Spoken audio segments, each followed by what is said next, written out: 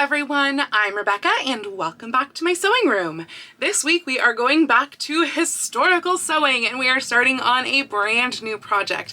This is an era that I've done a bunch of times before, so I'm trying to do something different, but I need a new Regency ball gown. Okay, let's be honest, I don't need a new Regency ball gown, but I have been wearing the same Regency ball gown to like the same annual event for, I want to say, 5 to 6 years now, and I think it's time to finally make myself a new dress. And I had actually talked about this in my plans video, my fabric haul video, etc., because it is going to be out of this fabric. So I know this is reading pretty brown on screen, or at least it seems like it's reading pretty brown, but this is purple. It is kind of a brownish purple, I don't know what color that would be. Maybe like an eggplant or something, or a deep plum. Anyway, this is what we're making it out of. It has this sort of yellow gold stripe that goes through it, and I got this in 2 different sections at the Fabric District, and I'm really hoping that I have enough for a Regency dress.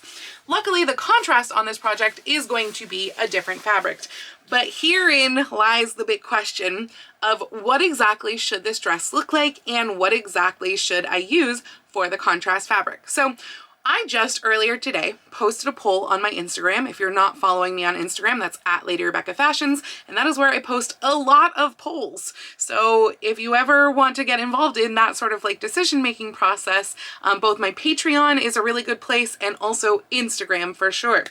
And I posted a poll with these 2 dresses in it. Both of these I found through Pinterest and I love them. The first one I had actually seen first and was like, oh my gosh, yeah, that's probably what I'm gonna make for my Regency dress. And then just today I was looking at Pinterest again and I found the other one and I was like, oh wait, that's really cool. I really like that one too. Now I'm not sure what to do. Hence the poll. And the other part of the poll that I posted is which fabric to use as a contrast. So I was trying to play around with stash fabrics to see what might go well. And the 2 front runners were these 2 fabrics. This is a light yellow silk taffeta, and it really picks up the gold stripe in this fabric. If I hold them side by side, hopefully you can see this. And hopefully they're not getting washed out by the ring light. But it really does pick up that gold stripe.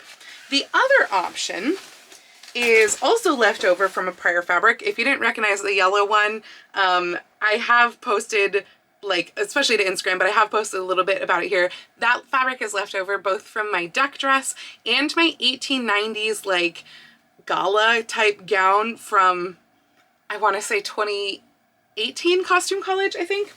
And this one is left over from my stripy bustle, this one right here that I made again a really long time ago. This is actually a double-faced silk satin. So we have the brown on one side and then this really kind of, what do we call this, mauve?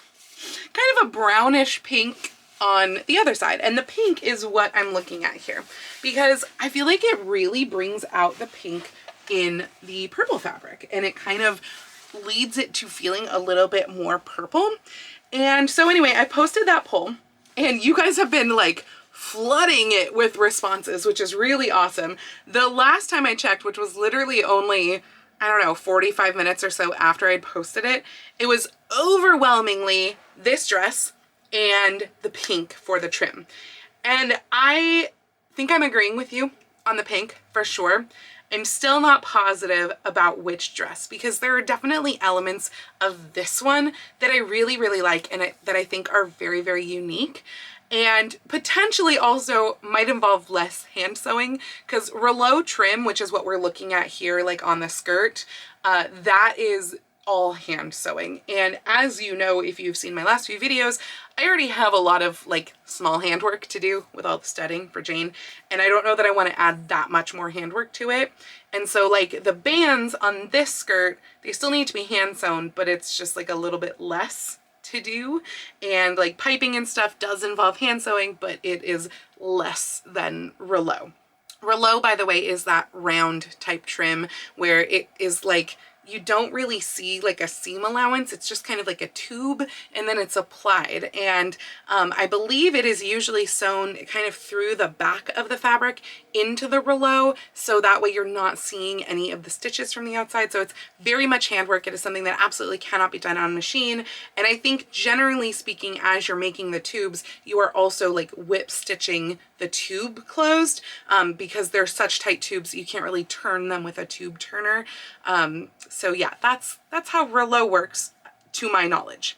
But yeah, a couple of you have mentioned the idea of maybe combining both of the dresses, and I am definitely not averse to that. In fact, I think that that might be a really cool idea, because frankly, it's the bodice here that I really, really love. And then I do really think that the rouleau trim, despite how much hand sewing it's going to be, I think it is a really cool detail. And it's also something that, like, if I don't finish it or if I don't do as much of it, it's probably okay. Like, wherever I get to by the time of the ball, which isn't until the beginning of January, that's probably okay. And I could do maybe some of it, but not all of it. But I just really, really love this piping detail on this bodice. Like, take a close look at that. I think it is so cool and just not something that I've really seen a lot of before. So I'm definitely leaning towards that. That said, I'm going to wait for more of the poll responses to come in, see what you all say, because I definitely value all of your opinions. That is why I post polls, because I am indecisive and I love hearing what other people think, because like the combining idea, a lot of times there's stuff that I just don't think of. Now that said, even though I haven't like finalized what this design is, I can still get started on this project, which is really great, because let's face it, a Regency gown itself is a pretty basic thing.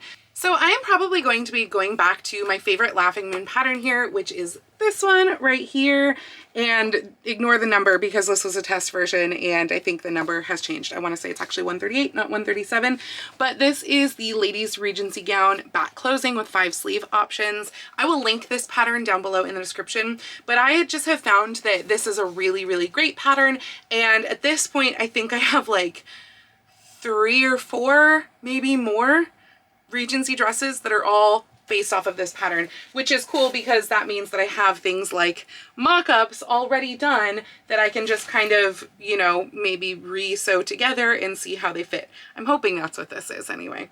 So yeah, I'm going to make the skirt first because that's what's going to take up the bulk of this fabric, and you can get away with very small pieces for the bodice, which is awesome because again, I don't have a ton of fabric. And also by making the skirt first, that is kind of the blank slate that is really the same between both of these gowns. And yeah, so I don't think I'm gonna line this. I'm gonna double check what I did on my other Regency ball gown that I have been wearing for so long. In the 1820s, it is possible that they did start to line their skirts, because these skirts, like with all of the rouleau trim, there's a lot of trim on here, and obviously lining them gives it more structure to be able to affix that trim to. And really, when you think of like the 1830s silhouette, that frankly, that started in the later half of the 1820s. And so we do see a fuller skirt.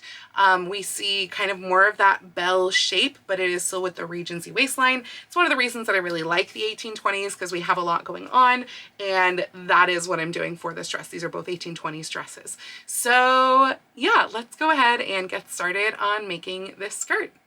So first off, I just wanted to share with you the result of the poll, which was pretty overwhelmingly that it should just be this dress in the pink, which I forget if I already told you or not, but the pink I had already decided on. So pink was going to happen like once I really realized that the yellow definitely was bringing out the brown in the purple, which several of you said in the poll. Yeah, it was definitely pink all the way. So it is for sure the pink. The majority of you were saying this one. However, I did put another poll in my stories that was like the combined dress. And on that story poll, people voted for the combined dress. And I am still waffling. I'm still going back and forth on whether I want the bodice that has all of the little like looped piping, or the one that just kind of has those like strips of decorative whatever that are going across and is like an actual solid. So I think I'm going to just like make up the skirt and put it on the form and then play around with what the fabric would look like either way. But speaking of fabric, I did cut out all of the skirt panels. I did decide to do an organdy lining. This is kind of a softer organdy, but it does still give a lot of stiffness. I highly recommend organdy, cotton organdy, if you are looking for stiffness. I believe that I've still been getting mine from Vogue Fabrics. If so, I will put that link down in the description. But yeah, I did decide to line it strictly because I am for sure doing this skirt that has all of that rouleau trim, because I'm crazy and you guys are crazy and you want me to be crazy. And I already was leaning towards that one anyway. I thought it was really cool. So yeah, I am doing the skirt with all the rouleau trim, but that rouleau trim really does need something more than just one layer of silk taffeta to be supported by. So hence the organdy. So what I'm doing right now is I'm going to serge around the outsides of all 5 of these pieces and put the pieces together. And then I will probably also do the pleating or gathering at the waist. I haven't decided yet gonna be pleated or gathered. We'll see, we'll cross that bridge, I guess, in 20 minutes or so when I get there. But I'm going to do that to the waist to get it to fit basically what the waistline would be. Honestly, I will also probably go ahead and cut out the waistband and make the waistband, which is going to be out of the pink, and it's going to be piped with the pink, just so I can kind of see that whole bottom together. And then we'll look at what we want to do for the top. So over behind me, you can see that I have all of the skirt panels assembled now, and I've actually already pleated up the back section as well.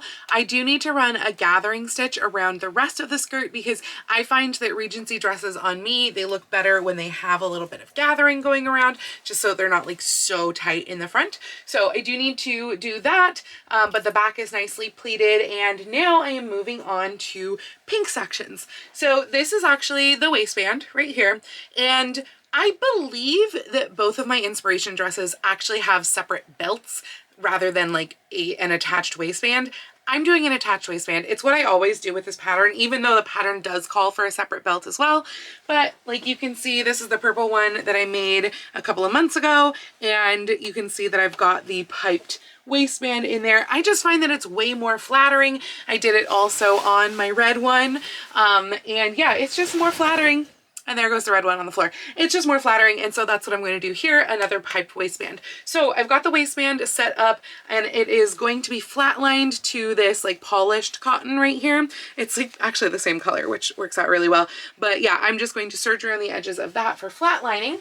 And then I also have been prepping strips for piping. So I have showed you a whole bunch of times how to make piping on this channel because, as you probably know if you have been following me for any period of time, I put piping on like as much as I can. Basically anything from Regency through like the 1850s, 60s, it all gets piped. So yeah, I love piping, and I just use yarn in the middle of my piping. So that's what I'm gonna do here. I'm gonna make a whole bunch of piping. I've put a bunch of strips together already, and I made a bunch of this, or I am making a bunch of this, even though I don't know yet which bodice I'm going to be doing, but specifically because even if I'm not doing all of the piping of all of those little strips all together, like you can see in this picture right here, I know that like my seams are going to be piped. I'm going to have piping around the neckline. I have piping around the waistline. I also am 100% doing this bow look that's in the back of, this dress is from Bath, by the way, the Museum of Costume in Bath. And I love this bow, and this is a piped bow. So we are doing piping on that for sure. The construction of the bow is going to be a little bit different because obviously a bow is a two-sided object. So instead of just having like a band that gets piping on both sides but has something else on the back, we're going to have to kind of put it together, turn it right sides out, etc. So we'll get there later. We're not getting to that today. And I'm still, again, waffling on like which design to do for the bodice in general. So I may need to make more piping if I go with the one with all of the little strips. But yeah, that's where we're at. So I'm gonna go ahead and put this together, put all of the piping, make that all into piping. I do also serge the edges of my piping, particularly because this silk satin frays if you look at it wrong. So I'm going to serge basically everything that I can with this silk satin because it just turns to dust by fraying so quickly. So yeah, I'm gonna go get going on all of that, and hopefully soon we will have a nice waistband attached to our skirt. So I did kind of a little mock-up of the bodice that is this one right here, which I know mine is like a super, super rough mock-up. I literally took my piping and just kind of pinned it there. But Yeah, I don't know if I'm super feeling it. This is just what the skirt looks like right now. It's just totally plain. So it would have all of the rouleau trim down there on the bottom. I definitely like the pink. I think that it is very much bringing out the pink of the purple, which is great. And I don't feel like the stripe is necessarily clashing with it, which I was a little bit worried about because it is like a yellow gold stripe. And then we've got the pink and then we've got the purple, just a lot of color. But I don't know. I mean, obviously this neckline would wind up being lower. This would wind up being better and different shape probably. But it's nice. I definitely like it. I also don't really know how to mock up the other bodice configuration because we're talking about like strips of the purple with then like the silk organza coming through. And then of course the sleeves are different as well. I think I'm gonna have to think on this overnight and see how I feel about it in the morning. And Maisie has decided she really likes long dresses and she's being annoying and dangerous with my fabric, right, Maisie? Hey, Maisie. Maisie. So I was trying to figure out how I might mock up the other bodice with all of the strips, and honestly, I think the only way for me to even really visualize it like on the form is kind of to do it. So I think that what I'm gonna do is I am actually going to cut like a couple of strips of the purple, and basically what I'm going to do is I'm going to cut it so that the gold winds up going away into the seam allowance and we just get the piping on either side of the purple. So the strips are just going to be purple edged with pink. We're not going to see the gold in there. And yeah, I think I'm just gonna like put that together and then kind of slap that on the form and see how I feel about that in comparison with the other mock-up that I just showed you, because I'm just wasn't feeling that other mock-up and I just really want to see the visualization of the option that I kind of fell in love with first, to be honest. So yeah, that's what I'm gonna do. However, it's now Monday. That means that this is a new week, and that means that this is the end of this vlog, so that mock-up is going to happen next week's vlog. So yeah, that's gonna be it for this video. We've got the bottom half of the dress put together, obviously not trimmed or anything, but it is assembled, and we have ideas going for the top half, and we'll just kind of have to see where that leads to. So hopefully you've enjoyed this video and you are looking forward to the rest of this project to come. If you like this video, please go ahead and click the thumbs up icon, and if you'd like to see more videos like this from me, please go ahead and click subscribe and the little bell icon to be notified every time I post a new video. I do post videos here on YouTube at least once a week, usually with sewing vlogs like this out on Tuesdays, and sometimes additional costuming or sewing related content out on Saturdays, but I post every day over on my Instagram, so please go follow me on Instagram. That's at Lady Rebecca Fashions. And if you'd like to help support all of the work that I do on this channel, I do have a link to my Patreon and my Ko-fi down in the description below, or you can send me a super thanks or join my YouTube channel memberships right here on YouTube below the video. I'd also like to give a special shout out to my Edwardian level patrons, Jean and Kim. Thank you all so much for joining me today. I hope you all have a wonderful week, and I will see you very soon in my next video. Happy sewing!